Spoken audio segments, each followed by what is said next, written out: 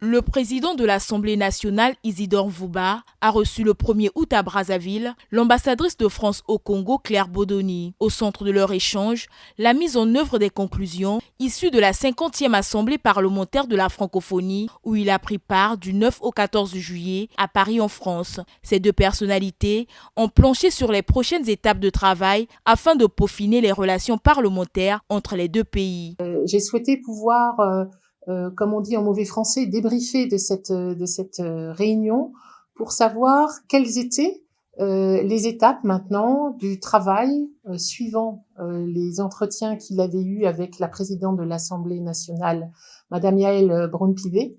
Et nous avons donc échangé sur ce que nous allons transformer de cette réunion pour que cette coopération entre les assemblées nationales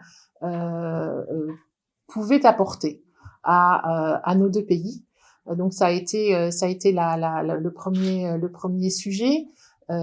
Évidemment, nous avons mentionné ces groupes d'amitié franco-congolaises des assemblées qui auront toute leur part également dans la poursuite de nos partenariats. La diplomate française a également évoqué la nécessité d'ériger la stèle de Verquin en reconnaissance du rôle historique majeur que Brazzaville avait joué lors de la mobilisation des soldats dans la libération de la France à la Seconde Guerre mondiale. Une stèle est ici au Congo depuis quelques mois et attend de trouver sa place. Cette place, nous l'avons identifiée en commun, à la fois avec l'honorable président, mais aussi avec l'exécutif à travers la ministre de la Culture, Madame Pongo, comme étant un élément essentiel de ce que nous faisons ensemble actuellement au CEFRAD. Vous savez que le CEFRAD est en cours de réhabilitation.